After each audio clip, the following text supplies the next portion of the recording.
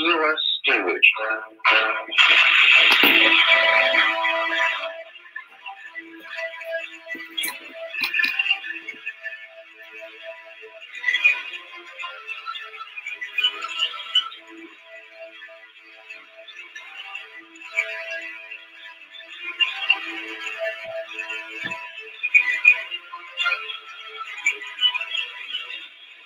And now here's your host for the hour, Attorney Sheila Stewart. The mic is yours.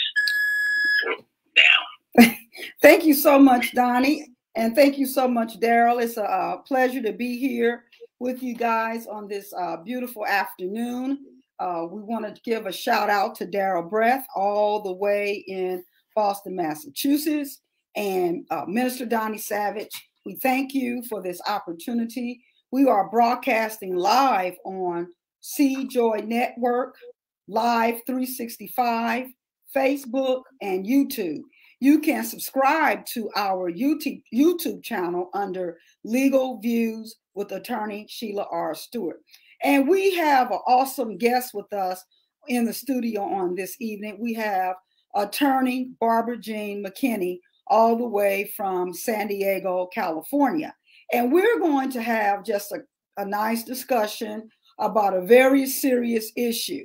The issue of the Haitians landing on U.S. soil and how those individuals were treated.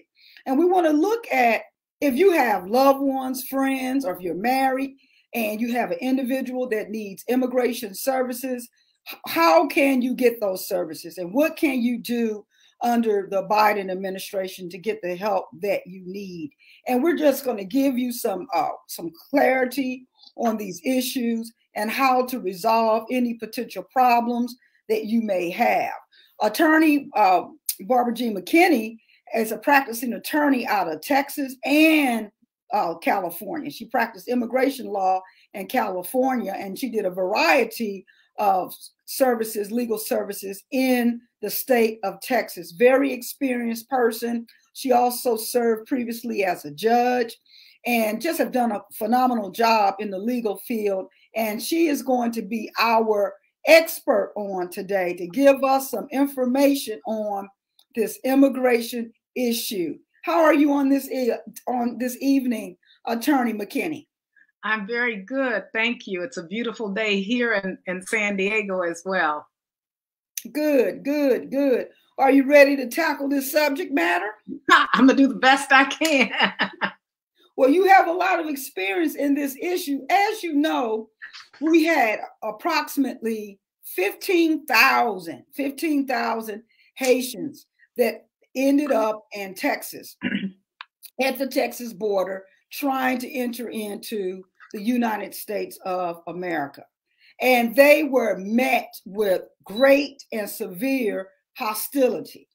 And we haven't seen individuals treated like this really since the days of slavery. I mean, it brought back such horrid scenes from back when people were enslaved. The gentlemen are on the horses, you know, hitting them and chasing after them. It was a very terrible scene. It was a very horrible scene.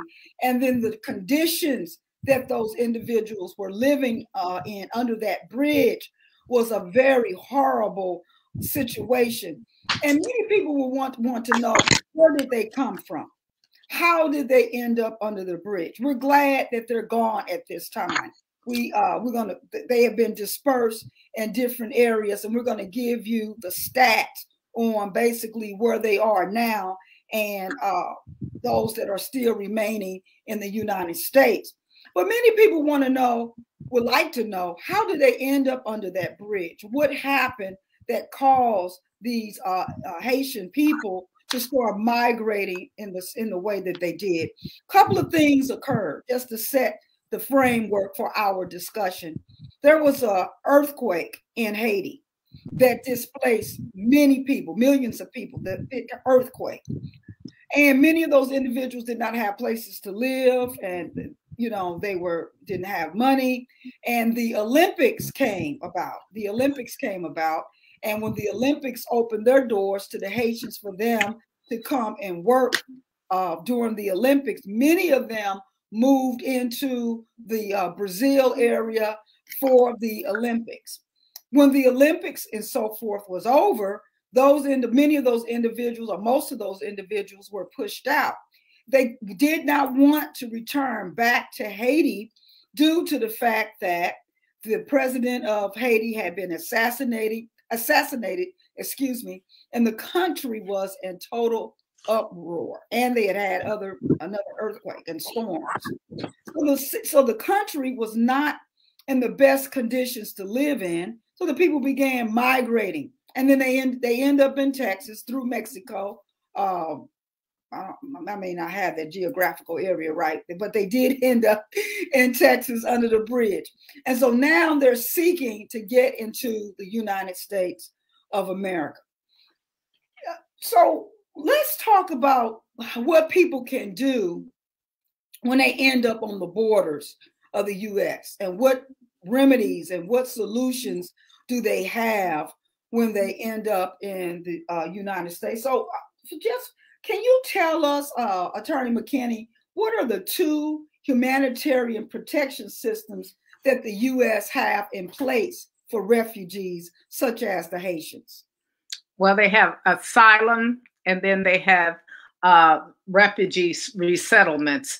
And just let me say this about, you were discussing the devastation and why they were here under the border. You know, not only after the earthquake, but the assassination of the president, many Haitian refugees, they sought asylum to the United States.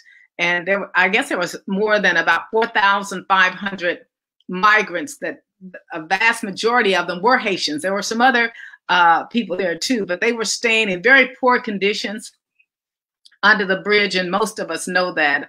I mean, the camp, it was limited to food and water, and the trash piled up everywhere.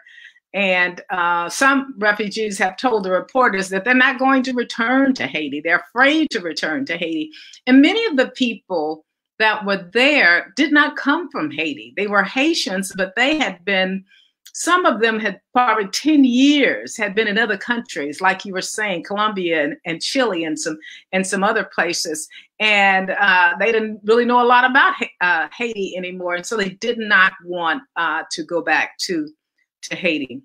Now, while the international law protects the right to seek asylum, and I know we were going to mention the Title 41, and that's what President Trump used, even though, you know, we have, they have a right 42 to seek asylum. That title and that particular law was used by President Trump just to deport people without giving them an opportunity for an asylum hearing. And that law was based on they come from COVID or disease countries, and so they just couldn't get into our country. So it was just a terrible time, and so they were looking for some place to go, and many of them boarded buses to other places, and the Department of Homeland Security took them to a number of places. And I'll talk a little bit about that later, exactly where did they all go, because they're gone from under the bridge. And so we'll talk about that. But many people say, well, what is a refugee? Well, a refugee is any person who's unable to return to their own country because of the fear of persecution, or the possibility of persecution. And that's a refugee. That's someone that's seeking a settlement in another country. And as we mentioned, there are 2 humanitarian protections, and that's through asylum and through the refugee resettlement.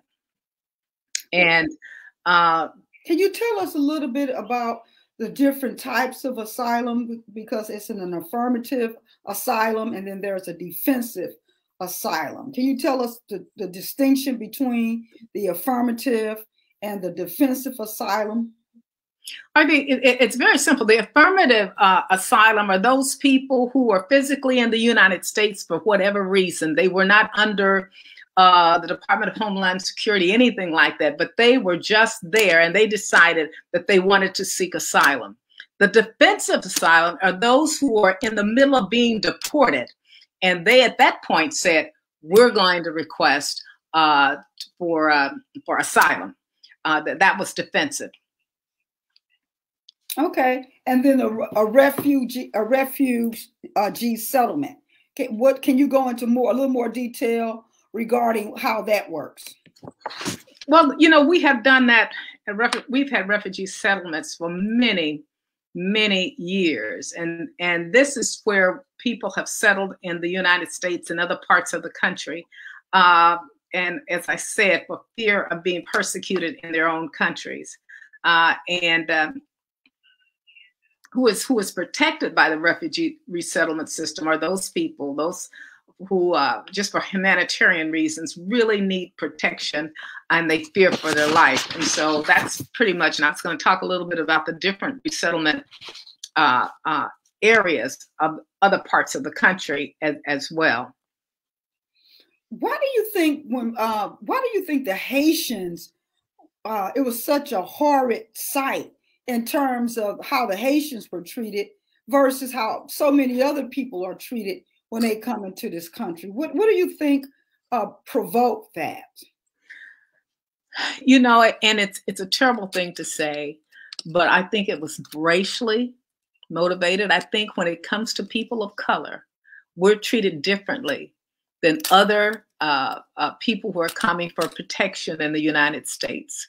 And we just are. And there were so many Haitians that came to the country. And, you know, with the horses and all of the inhumane treatment, it was something that we would never see. It's almost like, and I believe that day, I can't remember the date, it was January 6th, or whatever that date was, when the president's people went to the Capitol and the things they did. And the police, nobody fired a gun. Mm-hmm. What if all of those people were African American? Do you think we would have been able to get into that Capitol? Would nobody have fired a gun? And I just think it was racially motivated, really. Okay, many people are saying that it was racially motivated, and that you know, it goes back to structural and systemic racism in terms of how people view us. And what do you think we can do as it relates to immigration law to try to change that image? Well, it's going to take some time to change that image. You know, we are a country of immigrants, and we certainly believed in immigration. And we've immigrated from many places all across the world. We are a melting pot of immigrants, although some of us did not get here as immigrants, but the majority of the people did. And so I think it's going to take a better understanding of the immigration law and an overhaul of how we're handling immigration and why it's taking so long to get through that process. And there's going to be President Biden is trying to overhaul the immigration system in terms of the asylum system, rather, to overhaul it so that it doesn't take years. It takes years. You know, I have handled some asylum cases, and it takes years to get those through the system.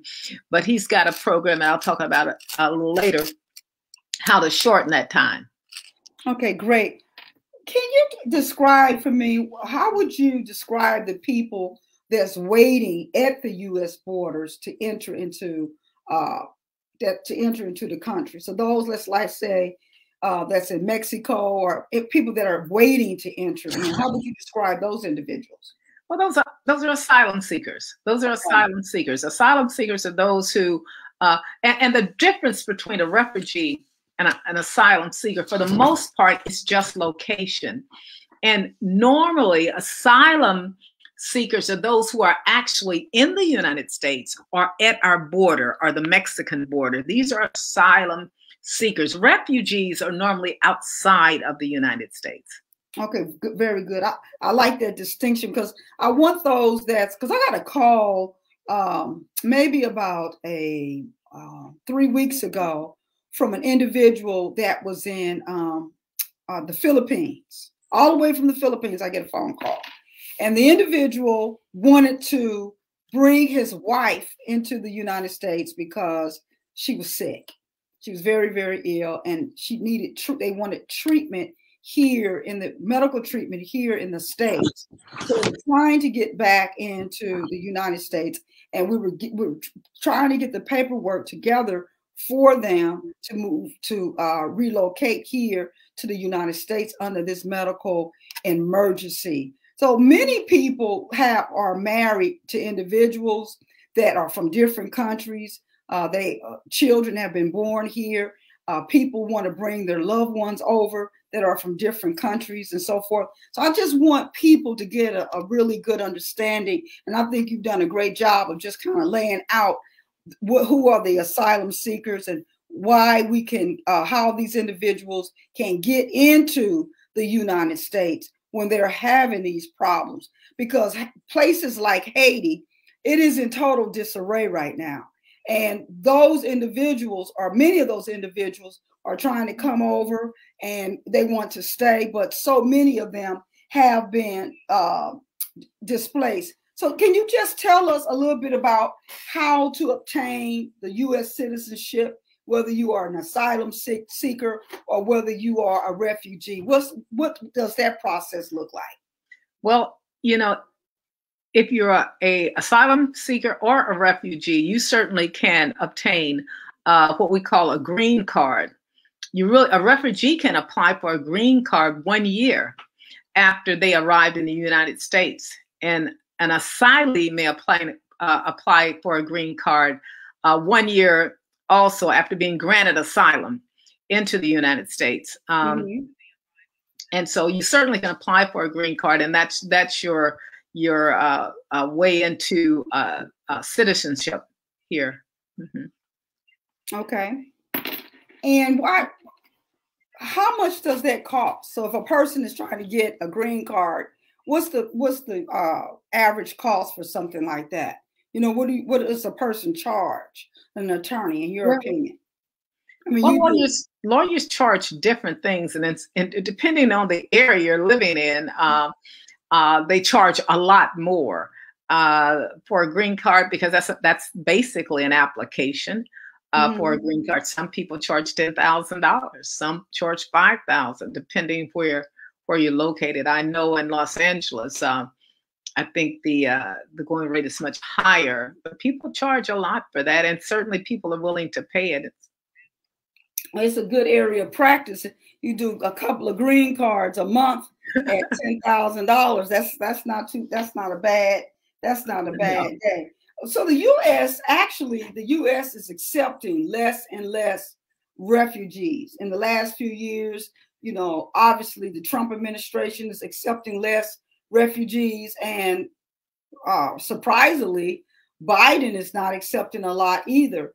What are your thoughts in terms of their decisions not to accept as many refugees, and what can people do? What kind of solutions can we give individuals that's trying to get in now when the administration is accepting less and less? Well, of course, we know that we were accepting less and less during the Trump administration. Biden has agreed to accept more, and one of the problems has been the pandemic, and that has slowed down what he wanted to do. We've always had asylum seekers and refugees, and we've treated them differently. We've had different application processes, and Biden is putting those together so it'll be the same thing in the same process to handle that. But hoping that we could do more in terms of letting them in, but it's going to take time now with the pandemic. It's just going to take time, but President Biden is committed to that. So what would you say our capacity is? Does the U.S. have capacity to resettle more refugees now? Oh, absolutely. We certainly have the capacity for that. It just was slowed down by our prior president, but we have President Trump. He allowed, I guess, in 2020 about 18,000 refugees, but we've got a capacity for more. During the nearly 40-year program, the average annual refugee admission goal for the United States was about 95,000. So we certainly have the capacity. And it's down to, what did you say it was down to? About well, he admitted 18,000, I think in 2020. Would you say that having more immigrants in the United States would help make the economy more robust and help the economy? Well, I mean, it has. It certainly has in the past. And if we look at the immigrants and we look at those people that have come through the program, those people who are PhDs, who are doctors and lawyers, who have done so much. Unfortunately, the dreamers or the DACA children, and we'll talk about that a little later, they're doctors and lawyers, but they can't be legalized because of some things that have happened, and we certainly will talk about that. But certainly it could help. One of the things that I think the Trump administration wanted to look at is to bring in people who had who wanted to come, who were already very accomplished, and when they look at immigrants like the Haitians, they don't see that potential that they can be those people. But I think given the opportunity, and we have shown that as African Americans down through the years, that given the opportunity, we will excel.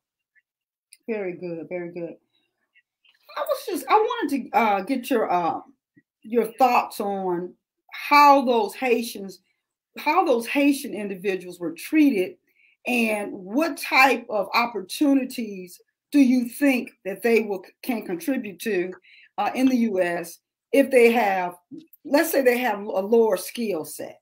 I personally believe that the open door into the United States will give them a fundamental opportunities for education, housing, and protection in many areas from that unsettled government.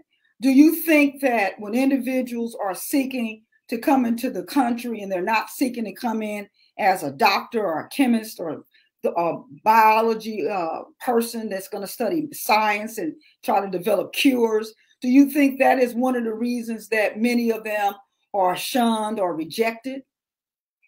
Well, I do. I really, really do. And I think that's what the Trump administration was looking at is, what is their capacity right now to do some of those things. But if we look at many of those who came from the continent of Africa, mm-hmm. those men and women who came and who went to school here, who worked so very hard to accomplish, who couldn't understand why the African Americans wouldn't go to school. They couldn't understand why they didn't take the opportunities that were provided them. But many of them took those opportunities and have done extremely well. And I think given the chance, I believe that the Haitians could do so as well. I know they could. Okay, so these are the stats, okay? And this is off of CNN. 8,000 Haitians were returned to Mexico. 5,000 are being processed in the U.S. And 2,000 were returned to Haiti. Okay, 8,000 went back to Mexico. 5,000 are being processed in the U.S.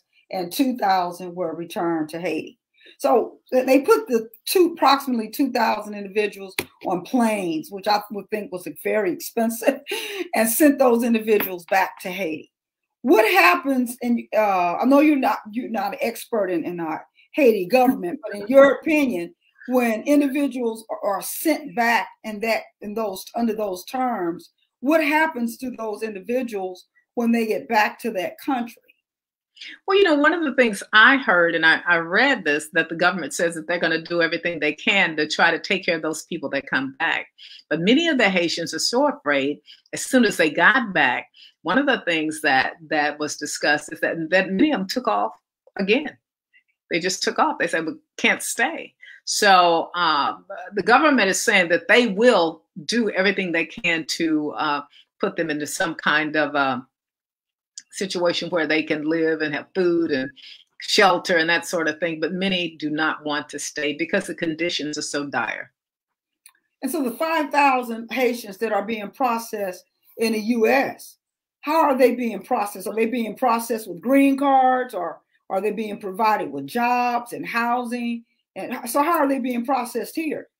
Well, they're being processed. They're getting all of their, what we call biometrics. They're getting all the information. They are getting their fingerprints. They're getting all the information to find out everything about them they possibly can.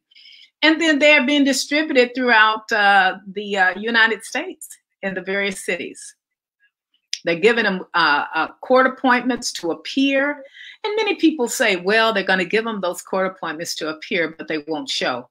But that's not true, because many of them believe that they can qualify for asylum, and they know if they qualify for asylum, they have an opportunity to get a work document where they can work. They believe that they have an opportunity to try to get a green card. And so many of them will get those appearance requests, and they will show up. Well, will they provide them with legal counsel? I mean, they showing up, going to court. What type of representation will they have? They'll just show up pro se? One of the things about immigration law is that we don't provide attorneys for them. We do not. They will have to get their own lawyers, but we don't provide attorneys in the immigration area. So how will the Haitians understand what the next steps are? Well, once they make they're going to get a court date to appear, and all of that will be explained to them. Okay, so when they are being processed, they're getting all of this information from them, and then they're being moved to relocated to different cities throughout the United States. Yes. Okay, when they get to these cities throughout the United States, these individuals, are they given housing? Are they given jobs? Are you saying that they will receive that under this processing category? No, I'm not saying that at all. And I don't really know. I don't really know what they're going to get once they disperse them, and I'm sure they're going to do something. But I don't. It's not going to be a green card, and it's not going to be a work document for them. They're going to have to go through the asylum process to get that. Okay, and get their own legal representation and go through the process, just like anyone else seeking asylum in the country. Because I know. Go ahead. No, go ahead. No, go ahead, please. I was just going to say, and many don't have lawyers and will not have lawyers, but when they go to court, they will walk them through, and they'll have a person that can speak their language, and they will walk them through what they need to do. Because I know when the Afghanistans, when that the way that the United States pulled out of Afghanistan, that created a horrendous problem also. And many U.S. citizens were left behind, and many individuals, some of the Afghanistan people that had worked with the United States along that process, and they were supposed to have an opportunity to come to the United States, they were left behind. And then the Biden administration went back in and opened up the airports to remove many of those individuals from Afghanistan. St. Louis was identified as a settlement location for many of those Afghan people when they were being dispersed throughout the United States. St. Louis was one of the cities that they were coming to. And it appeared, the mayor, they were welcoming the individuals into St. Louis, and they were showing these areas that they would be dispersed to and live in. And it almost appeared that they were giving a head start, giving housing, and they were giving, I'm not saying they were, but they were identifying locations that they would be living in and housing and so forth, and they were being welcomed. Now, Attorney Stuart, that's different. That's a resettlement. Those are not asylum seekers. Those are refugees who get a resettlement position, and they do find housing for them, and they do find things, and they will have medical attention. I mean, medical things that'll be provided for them. But that's different. Those are refugees. Okay, so can you cross over? Can you cross over to get the goods, or you just, once they say you're an asylum seeker, that's your designation, and you can't move to a refugee to get the benefits of the settlement? You know, and I'm not sure, and I'm not sure how that works, and that's a good question. But refugees, there's a refugee settlements we have done for years and years, and I was going to go through all the different settlements and what we have done, but that's different. Refugees are different in that sense from now. The Haitian situation is so different and so dire, and so many people that there may be some accommodations made.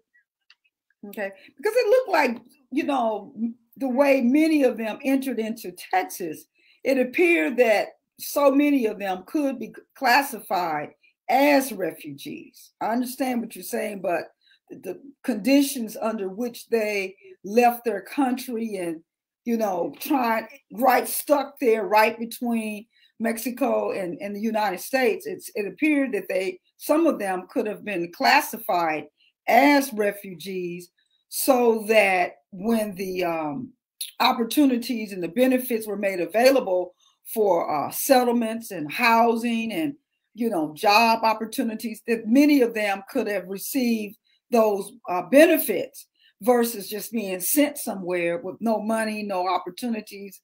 That just seems like a losing start from the beginning. Mm-hmm. And when I saw that 5,000 were being processed in the United States, I thought to myself, well, processed to what level?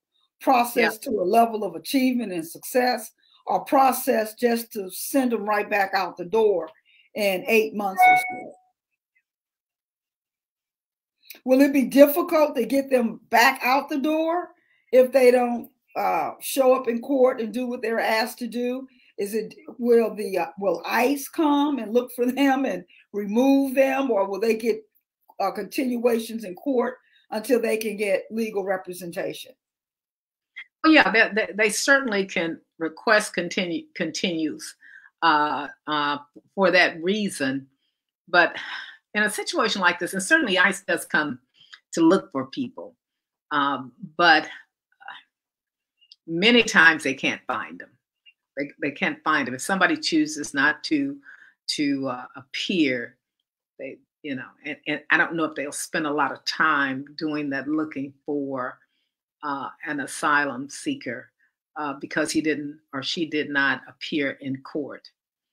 Okay, that's good to know. That's good to know. And that the individuals that were returned to Mexico and they're not citizens of Mexico, what happens when they're sent back to Mexico? Do you have any thoughts about what happens when they go there? I'm not sure. I think many of them will go back to where they were. And like I said, some were in Chile, some were in Colombia, some were Guatemala. I mean, they were all over the place. And so they may go back to those places. I don't think they'll go back to Haiti. Okay, very good. Very good. I want to read to you. Let's see if I can pull this up. The church's response. And when I say the church, I'm speaking in terms of the Church of God in Christ, where Bishop Drew Sheard is the presiding bishop of the Church of God in Christ. Let me see if I can pull this letter up that he wrote to the Biden administration. Okay, so while I'm trying to pull this letter up, can you tell us some of the settlement relocation that have been provided for the refugees? Well, I didn't think they're all over. I was going to pretty much kind of talk about the different settlement resettlement. They call them resettlements all over the country. I think we historically led the world in refugee resettlement numbers, and of course they have fallen dramatically based on the Trump administration. And so we fell behind Canada. Canada has more than certainly than we do. And our President Biden, he has really pledged to reverse this. And he's trying to do that, but because of COVID and some of the issues and problems that are happening there, it's going to be very hard to do that. Mm-hmm. But we have like Latin America and the Caribbean refugees. The refugee admissions through resettlement programs have been consistently low. Historically, Cuba, that's been one of the largest refugee groups from their region. And we think that's because since 1987, they were able to get a status of resettlement they could apply right through their country. Colombia, Venezuela, all of them have refugee settlement programs. Now, the top receiving refugee states here in the United States, we find is California at 10%. They've got 1,190 individuals in 2020 that came through California. Washington was 9%, which is 1,110 people. In Texas, it was 8%, or 900 individuals. And so other major states, including New York, 5% and 4% for Michigan and some other states like that. But this trend is roughly consistent with prior years and the number of people that have come and resettled in these various states. Some of the factors that we look at in determining, where they should go, it's based on their family ties. Do they have any family in that area? Healthcare services, housing availability, educational and job opportunities. And those are the things that we look at in determining where those people should go. What we have found that in terms of religion, Christianity has been really the largest religion of refugees. There have been some others, but that has been the largest. We look also at age and gender and making a decision of where people should go. And we look at individuals with critical medical conditions and disabilities, and families with young children are typically prioritized to make sure in determining where they should go. Okay. So that's good. And I want to get more into what's taking place in California, because as you know, California has a serious homeless problem. Homeless problem is just skyrocketed in California, but is also a state where many individuals the immigrants and refugees are settled in states like that. And the state cannot get its residents up to par. It appears, from my opinion, that the governor and the state representatives cannot get their citizens up to par. When you have individuals displaced on the streets and living in their cars and on parking lots and don't make enough money to get housing, but then you have situations where you're relocating more and more refugees to the country. To the state. I find that very interesting, and I don't think that we're as equipped to handle many of the problems that we are trying to take on, and we need to be a lot more effective in how we handle situations like this. Now, this is a statement from our presiding bishop, Bishop J. Drew Sheard, and this is what he wrote. The Church of God in Christ joins the people worldwide to express outrage over the shocking treatment. He says shocking treatment of Haitians and the asylum seekers attempting to enter the United States in Del Rio, Texas. The brutal and dehumanizing actions of the Border Patrol agents are unconscionable. Okay, let's take the first part of what Bishop Sheard is saying. What do you think about that his statement? I think I was very proud of Bishop Sheard for stepping out on this platform, using his platform to address such inhumane behavior at the Texas borders and to call out the Biden administration. He actually called him out. And this is the statement, the national statement on Haitian asylum seekers. And he even classified them correctly. He said the asylum seekers, you know, and I think they're classified correctly, but in order to help them, they may need to be classified at some level of a refugee so that they can get the type of assistance that the Afghanistan people are getting that are being moved to the United States of America. What do you think about Bishop's statement? Well, when he talked about the brutal and dehumanizing actions of the Border Patrol agents, and I think he was in reference to those in the horses and that sort of thing, and I certainly agree with that statement.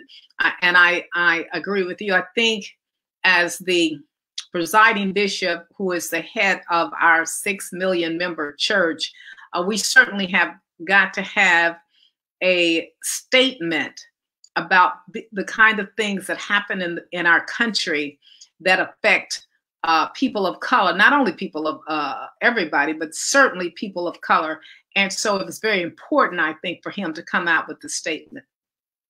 Okay, very good. And I think the church in times like this, I think the church has to be heard. And the church just can't, you know, look at TV and say, this is a horrible sight. But we must be, you know, on the scene to have a statement to let the world know that we're not closing our eyes to this brutal treatment.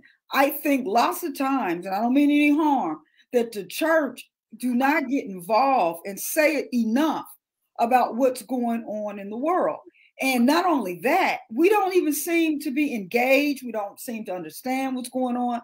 One of the reasons why I do these shows every Saturday is to bring knowledge and information that's relevant to individuals that can hopefully enlighten and improve the status of their living situation by giving them this resourceful information and bringing guests on like yourself that's knowledgeable in so many areas that can help improve an individual's life.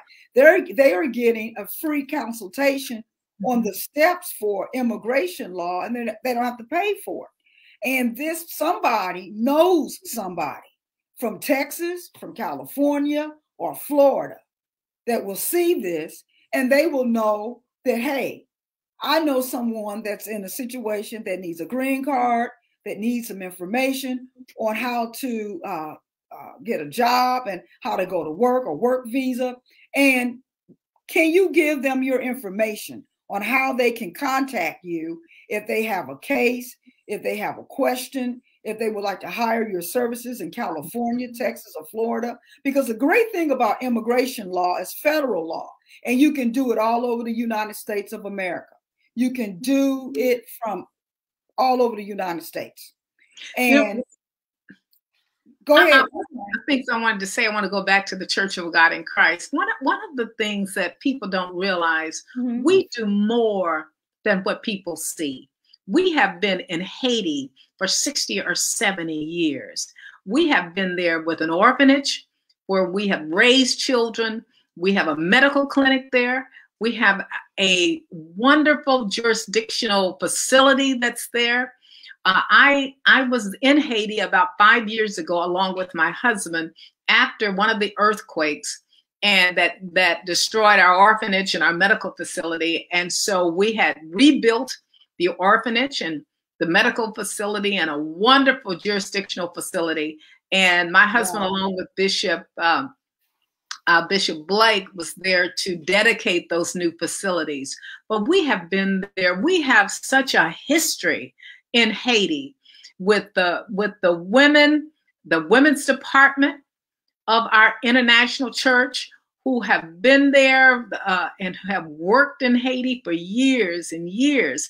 And so I do want to say, and in other countries as well, people don't realize the kind of work that we do. We have doctors who go in and out of Haiti who have been there for these earthquakes and the people that needed help.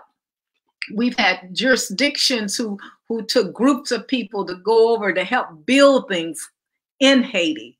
So I just want to give kudos to our national church, because we've been there. We have been there and we work hard, and we have been in many other countries. And when there is a tragedy, an earthquake or something, our church is normally there. We are there doing what we can. And so I just wanted to say that, Attorney Stuart. Great, great. And I agree with you. I know Bishop Blake has the co-chairs ministry that has been very visible on the mainstream stage. And I know Bishop Sheard is on the way and doing things to help those that are in need as well. But I was really proud of this statement that he wrote that addressed this issue, and to let the world know, hey, we see this, and we are not in agreement with what is taking place under the Biden administration, and that we are here with our eyes open, and we have a voice, and we can vote, and we can change some things. And so I thought his stance on the issue was outstanding. Very, very, very good. Yeah. Now, you were saying that that the women's department have always been involved, and tell us a little bit about what has taken place. I want to thank Waynell Henson for tuning in. Thank you for your comments. We want to thank Pastor Keith Clinton for your comments. Thank you so much. We want to thank Donnie Savage for your comments. Thank you so much. And we want to recognize the beautiful Leah West. Thank you. And then who else we have on here? Miss Mary Vita Jones. Thank you so much. She is asking a question. Let's answer this question. She says, does California's cost of living contribute to the escalating numbers of homelessness amongst citizens and immigrants? That is an excellent question, Ms. Jones. Well, cost of living is a problem in California, yes, and it is continuing to skyrocket. Yes, and go ahead. And does it contribute to the number of homelessness and citizens and the immigrants? And of course it does. There are so many people who cannot afford an apartment, let alone purchase a house. And many people who receive in other states, they receive their Social Security and other benefits like that, and they're able to make it. They're able to find a place that they can pay their rent and take care of themselves. In California, you cannot. It is so expensive. So some of those homeless people are working people. These are people that go to work every day, but don't have a place to stay. And it's unfortunate. They just don't have enough money to be able to rent anything there. And so it's a problem. Good question. What does it cost to live there in a nice apartment? Well, I don't know. I was thinking about Los Angeles, and let's just not say a nice apartment. Let's just say an apartment.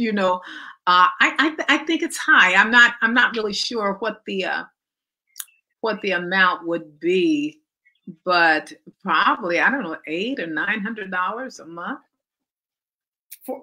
That's reasonable.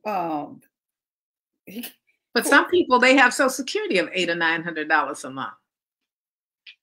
So don't the Social Security have senior citizen places? I know Mother Barbara McCoo Lewis built a 5-story senior citizens building. So yes, they have many of those facilities for the senior citizens. And that's what we need. Yeah. I'm thinking more in terms of what is the cost of living for working people between the ages of 18 and let's say 59. I can't speculate that. I don't know. I've looked it up. It's New York and New York and California. It's like $1,200 a month for an apartment, maybe a 1-bedroom. Okay. Not New York. I'm sorry, LA. Like $1,200 a month or $1,300 a month, and that's expensive. But that's what it's costing to live. Yeah. In most markets and so forth. So I think well, I'm not in California, but I think jobs and raising the standards of the economy to open up more lucrative opportunities to make more livable wages, so they can pay for places to live. But I think that was an excellent question, Mrs. Jones. And I do think that the escalating cost of living has contributed to homelessness in California, as well as the immigrants not having the opportunity to get on their feet there. We only have a few minutes left. Attorney McKinney, you have done a remarkable job. We're so happy that you took time to be with us on today. But before we go, can you just take a few minutes, or the minutes you need, to tell us about the international upcoming Women's Convention and the role you play with the Women's Convention? Well, the Women's International Convention of the Church of God in Christ is something we do every year, and we've been doing this for many, many years. I am what's called an administrative facilitator. Our general supervisor, Mother Barbara J, is the president of our convention. We are excited. Our convention is May 30th through June 3rd in Orlando, Florida. We have been virtual for the last 2 years. We are excited and just praying that we can actually be in Orlando, Florida. We're at a Marriott there. It's a beautiful facility. We'll be able to have our convention activities there. They have a convention center. We don't have to go any place. We're down the street from Disney World. It's a place where they've got 200 feet slides. I mean, it's just a wonderful, it's a resort. And so we're going to have a great time. Our conventions are specifically set to have, we have praise in the park on a Saturday. We have as we start out, and just wonderful workshops and seminars and speakers, and we're just going to have a beautiful time. And we believe that it's not a super expensive conference. You pay a certain amount of money for 5 days, 5 nights, and you stay in a 4-star hotel, and we're just going to enjoy the Lord, and we're going to be safe, and we're going to have a wonderful time. Well, I am excited about the upcoming Women's Convention. I definitely need a vacation, and I need to take one before May of next year, that's for sure. But I am looking forward to this convention. It is going to be an outstanding convention. It's in a beautiful, gorgeous venue. And not only will it be gorgeous and beautiful, but it will be spiritual and uplifting. And we are hoping and praying that as many that can will register. Attorney McKinney, can you give your contact information, your business contact information, for those that are in need of a green card, a work visa, they have loved ones or they have friends that seek an asylum, and they have impacted by this Haiti incident, and they want to get a good lawyer to the table to help them? And Bishop Smith and Attorney Sheila Stewart, we're also working on some immigration matters. We have several churches where individuals are from the continent of Africa, and we have pastors that do high-level business in Ghana. So we're in the immigration business. But can you tell them, Attorney McKinney, those that are in California that want to, see somebody face to face, or social distance face to face, but in a closer proximity than where we are, can you tell them how to reach you for immigration matters? Yes, and one of the nice things, in Attorney Stewart, what you had said about, you don't have to live in the same city or the same state. We do a number of things from Zoom. We just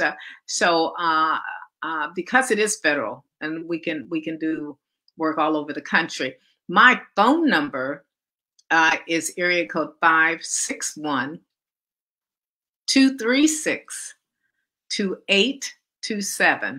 That's 561 236-2827.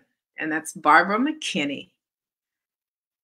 Great. So if you have immigration questions, matters, and so forth, please contact Attorney McKinney, and she can assist you in the California region if you are looking to sit down at the table, because there are a lot of individuals in the state of California that need immigration services. We have another question here from Leah West.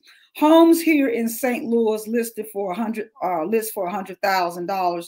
I guess that's at the low end. What did it say? We're listed for 3 times that in Cali. Okay, okay. So homes listed for $100,000 house in St. Louis, I guess, would be more like a $400,000 in California. I don't know. Or more. Wow. Yeah. It's an unusual community. I have never seen so many churches. You know, usually we buy our churches. People rent churches. People rent churches because it's so expensive to buy. So it's really an interesting community. There's one other thing I wanted to say about immigration. It's something that's very dear to my heart. That's important. And that's DACA. That's Deferred Action for Childhood Arrivals. These are the kids that came as children. And our President Obama had the DACA program where these kids would come in and they could get a work visa, they could work, and they didn't have to hide or be under the table. And it's such a great program. And in Texas, when Trump came along, there's a judge there that said, you know, it's not constitutional. So they stopped it. So you got these young people, and they're adults now, they're lawyers, they're doctors, they're all over the place. They are in limbo because it has been stopped. But if anybody is listening, but what you still can do, you can still apply for DACA. You can still do all the normal things you could do as if the program was still in existence and moving forward, because President Biden is trying to do some things to get some things corrected. It's a wonderful program for those people that have been here all their life, came here for, you know, not anything that they had done. They were 3, 4, 5. They've been here. They know no other country. Right. And so we're just trying to make sure that they're not deported, because they wouldn't know a country. Some of them don't even know the language of that country they say they're from. So anyway, it's Deferred Action for Childhood Arrivals. But my number is 561-236-2827. Excellent. Great job. You have been listening to Legal Views with Attorney Sheila R. Stewart. We are located here in St. Louis, Missouri. Our contact number is 314-854-1339. We thank you for listening to Legal Views with Attorney Sheila Stewart. We thank our guest, Attorney Barbara McKinney. We thank you, our listeners and viewers, for tuning in with us.